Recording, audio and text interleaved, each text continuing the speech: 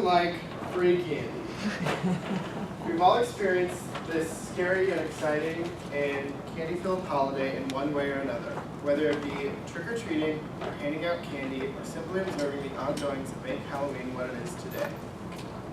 However, this is not what Halloween has always looked like.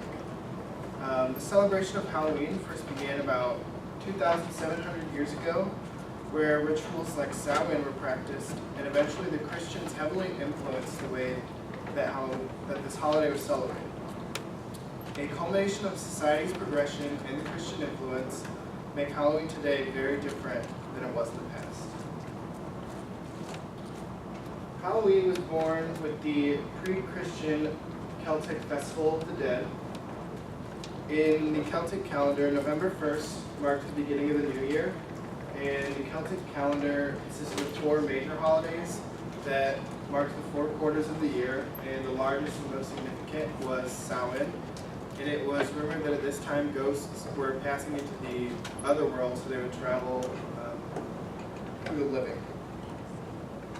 Jack Santino wrote this article entitled Halloween, that November 1st marked both an ending and a beginning in an eternal cycle, because it was the end of harvest season, beginning of the new year. And an article about Samhain rituals and other festivals wrote, the Celts looked to their ancestors to bring them guidance for the coming year and hoped to commune with the spirits of Samhain. The Celtic people also originated many of Halloween's famous practices and traditions. They were said to be evil in the passing of these spirits, so the Celtic people would often offer treats to them in order to keep them passing along and to gain favor. Some of the spirits were rumored to be looking for bodies to inhabit for the upcoming year, and that's why people wore scary or ugly costumes to keep those spirits away.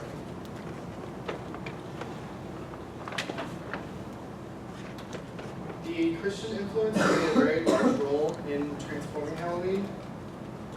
So many Christian missionaries wanted to change the way that Celtic people were celebrating this holiday, so they wanted to wipe out Samhain as a whole because it was considered a pagan holiday. A famous edict was put into place by Pope Gregory I in 601 AD, and this edict revolved around native customs and beliefs and how the Christian missionaries were to handle these. He wanted the missionaries to use the customs to their advantage. So, for example, Jack Santino, an academic folklorist at Bowling Green State University, used the example of a tree in his article, Halloween, the Fantasy and Folklore of All Hallows. So, if a tree was being worshipped by the Celtic people, instead of cutting the tree down because it was a false idol, they would consecrate it to Christ and allow its continued worship. All Saints' Day was established by the Christians on November 1st.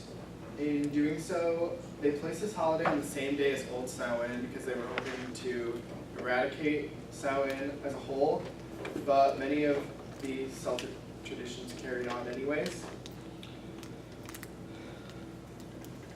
The evening before All Saints' Day was known as All Hallows' Eve, and that was still the time of the year where the living were rumored to mix with the dead. Eventually, All Hallows' Eve became known as Hallow Evening, and then Halloween. So Halloween was eventually brought to America. It wasn't celebrated in New England a lot at first because of their strong Protestant beliefs, but in Maryland and in other southern states, they did recognize this holiday. The History Channel reports that the first celebrations of holiday were made up of public events where the living would share stories of the dead, and there was often singing and dancing. In the second half of the 19th century, new Halloween traditions developed in America. The Irish immigrants from the potato famine brought over the tradition of dressing up in costume and going door to door asking for money. This is where trick-or-treating developed.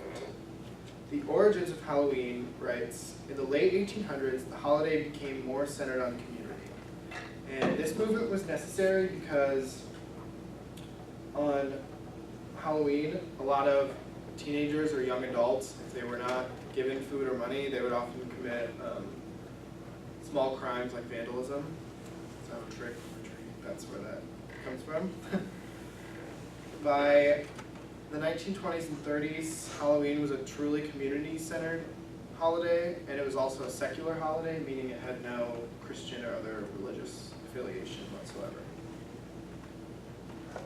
Halloween today is very different than it was in the past, but many traditions, as I said, have carried on. Today, some still dress up in the scary costumes, but a lot of people will dress up as celebrities, fairy tale characters, or other iconic figures. And a statistic from the National Retail Federation states that 47% of Americans carve pumpkins each Halloween. And this is an age-old tradition, but how many people actually know where it came from?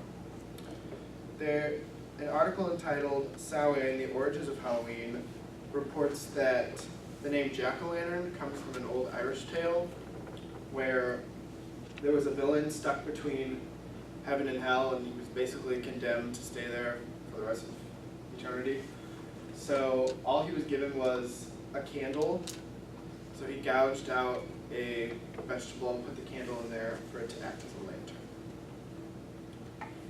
It's pretty clear that Halloween has come a long way since it first began. The Celtic people developed the foundation for Halloween with their celebration of Samhain.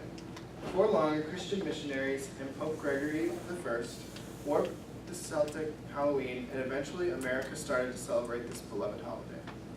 Halloween has changed even in America. This holiday has become a community-centered event with no Christian or other religious attributes. Kids today love dressing up in costumes and going door to door asking for candy. So even though we don't worry much about warding off evil spirits, Halloween still plays a part in today's culture and is loved by many. Because after all, who doesn't love free candy?